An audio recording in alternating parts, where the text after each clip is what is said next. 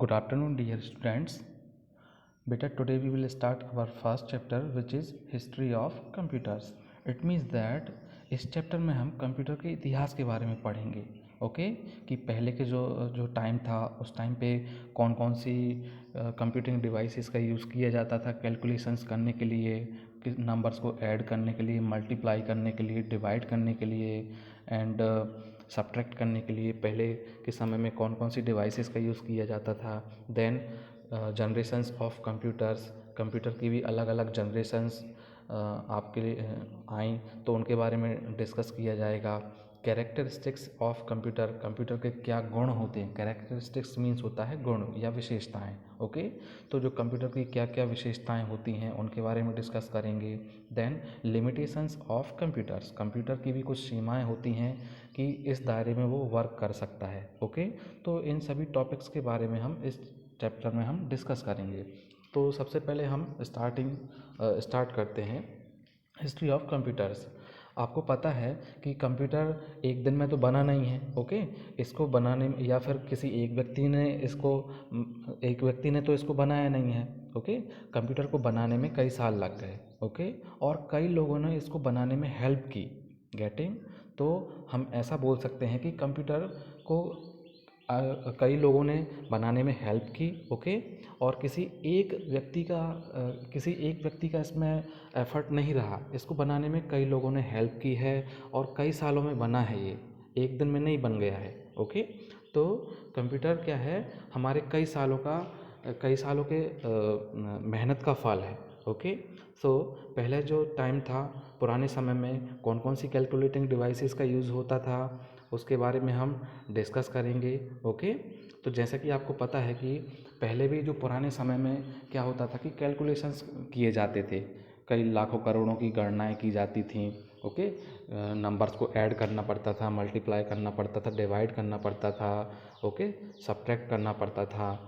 Okay तो वहाँ उस टाइम भी लोग सोचते थे कि कोई ऐसी डिवाइस बने कि जिससे कि 1 मिनट के अंदर हम लाखों करोड़ों की जो कैलकुलेशंस है वो आसानी से कर सकें. ओके तो उस टाइम पे भी लोग क्या करते थे, ऐसी कुछ डिवाइसेस बने इसके लिए क्या करते थे, वो मेहनत करते थे कि हम कोई ऐसी लॉजिक से हम एक डिवाइस बनाएं जिससे कि जो बड़ी से बड़ी कैलकुलेशंस हैं उनको हम आसानी से 1 मिनट के अंदर उनको सॉल्व कर सकते हैं, या फिर उनको हम 1 मिनट के अंदर बड़ी से बड़ी कैलकुलेशंस का हम आसानी से सॉल्यूशन पा जाएं. ओके तो सबसे पहले उस टाइम पे जो पहली कैलकुलेटिंग डिवाइस आई वो थी अबेकस. ओके आपने देखा भी होगा अबेकस. ओके इस टाइप से रहता है अबेकस. तो जो सबसे पहली जो कैलकुलेटिंग डिवाइस थी वो थी अबेकस. इसको किसने बनाया था, चाइना ने बनाया था. कितने साल पहले, 5000 ईयर्स एगो. ओके 5000 साल पहले चाइना ने अबेकस नाम की एक कैलकुलेटिंग डिवाइस डेवलप की. ओके इसको ये पूरा वुडन फ्रेम रहता है. इसमें आप देख रहे हैं यहाँ पूरा बाहर ये जो फ्रेम दिख रहा है वो लकड़ी का फ्रेम है. ओके इसके अंदर बीट्स रहती हैं, ये जो अप और डाउन मूव हो सकती हैं, ऊपर नीचे ये मूव हो सकती हैं. ओके देन इसका यूज़ किसके लिए किया जाता था, ऐड करने के लिए, सब्ट्रैक्ट करने के लिए. ओके ये ऑपरेशंस हम इस डिवाइस के थ्रू हम परफॉर्म कर सकते थे. ओके देन द नेक्स्ट, तो आपको बेटा याद रखना है कि अबेकस फर्स्ट कैलकुलेटिंग डिवाइस थी. ओके मैं आपसे क्वेश्चन करूँगा कि फर्स्ट कैलकुलेटिंग डिवाइस कौन सी थी, तो आपको पता होना चाहिए कि abacus was the first calculating device. और किसने डेवलप किया था इसको, चाइना ने. ओके कितने साल पहले, 5000 ईयर्स अगो. ओके और इसका यूज़ किसके लिए किया जाता है, तो आपको पता होना चाहिए इसका यूज़ किसके लिए किया जाता है, एडिशन और सब्ट्रैक्शन के लिए. Okay now we will be continue on the next page.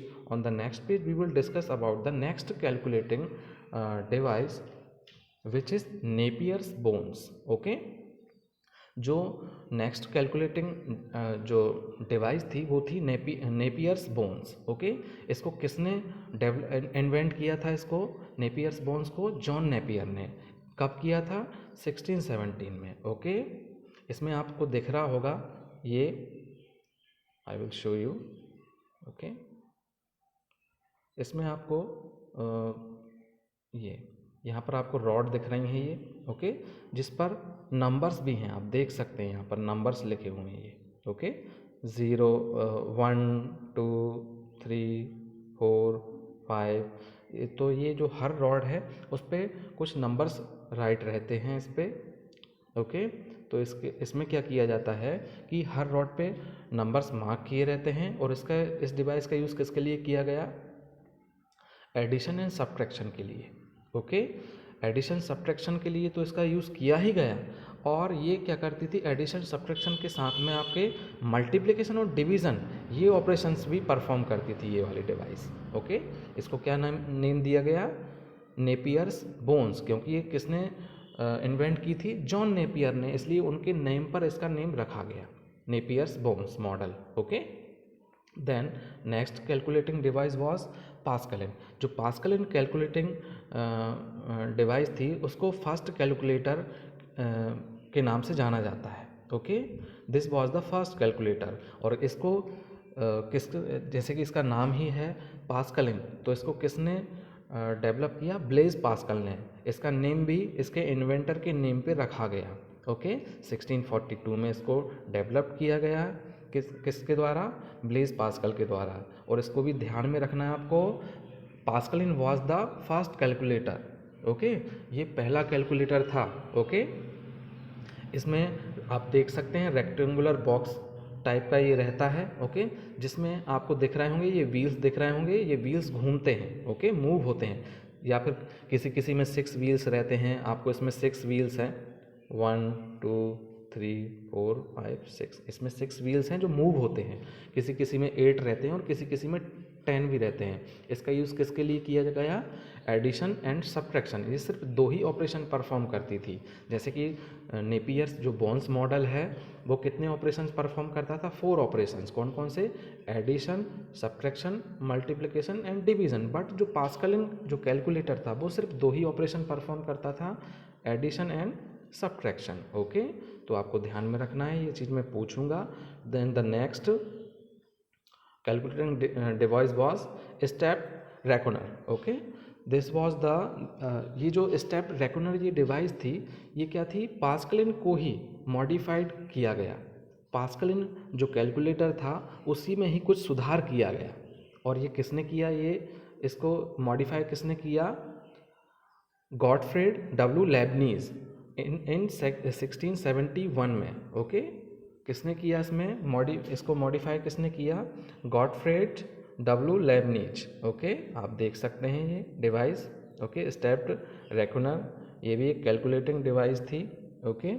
तो ये पास्कलिन को ही थोड़ा जैसे आजकल आप लोग बाइक्स यूज़ करते हैं कंपनी की, तो अपन देखते हैं कि 1-2 साल बाद उसी कंपनी की दूसरी बाइक आ जाती है, उसमें कुछ न्यू फीचर्स ऐड कर देते हैं। इसी टाइप से इसमें भी किया गया है। इसमें पास्कलिन जो कैलकुलेटर था उसी में कुछ मॉडिफिकेशंस किए गए। तो जैसे कि पास्कलिन जो डिवाइस थी, जो पास्कलिन जो डिवाइस कैलकुलेटिंग पास्कलिन जो कैलकुलेटर था वो कौन कौन से ऑपरेशन परफॉर्म कर सकता था? सिर्फ एडिशन एंड सब्ट्रैक्शन। बट इसमें क्या किया गया?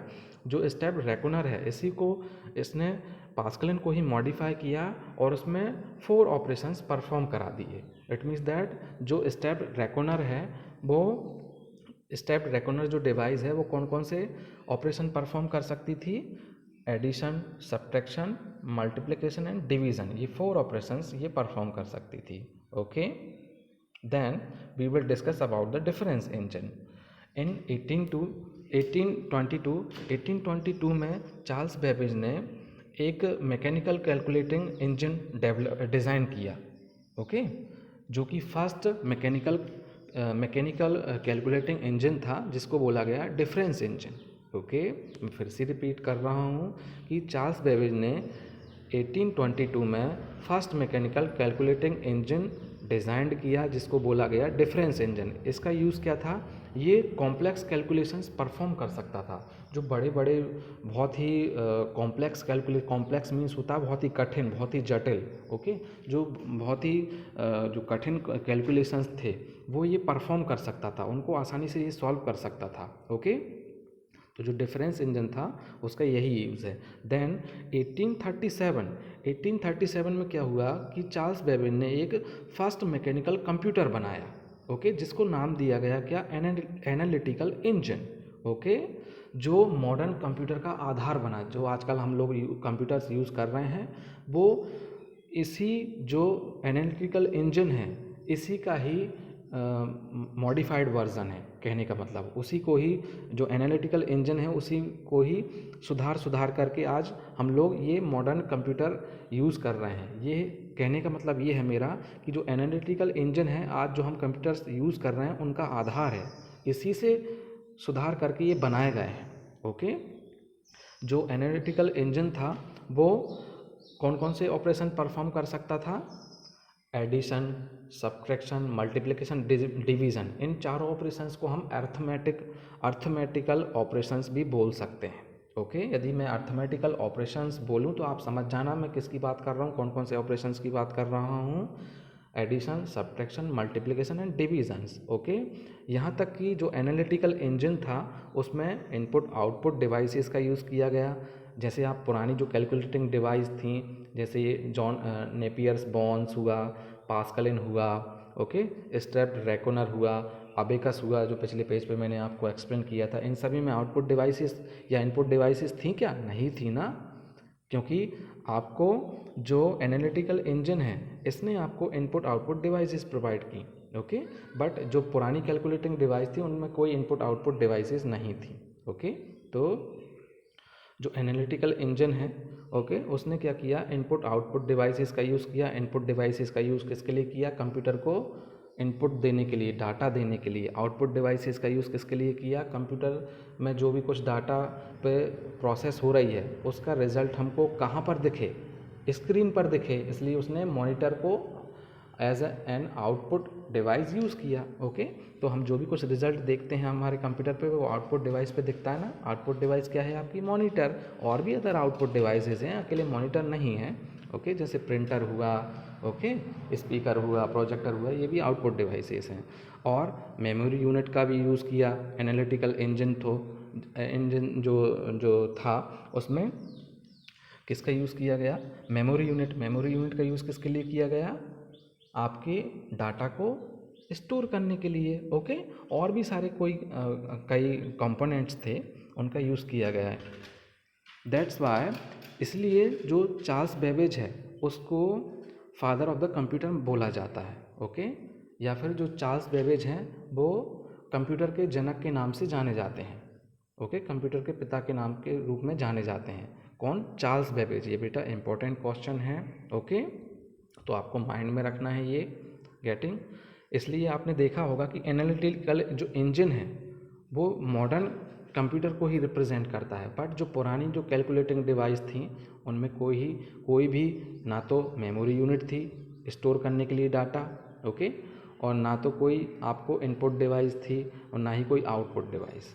ओके, तो आपको जो एनालिटिकल जो इंजन है, ओके, वो आपके मॉडर्न कंप्यूटर को रिप्रेजेंट करता है। ओके, यदि आपको इतने टॉपिक में कोई डाउट हो तो आप मुझसे क्लियर कर सकते हैं। ओके, पूछ सकते हैं, एंड नेक्स्ट क्लास में आपको इसके आगे से समझाऊंगा। Okay, so thank you for watching this video.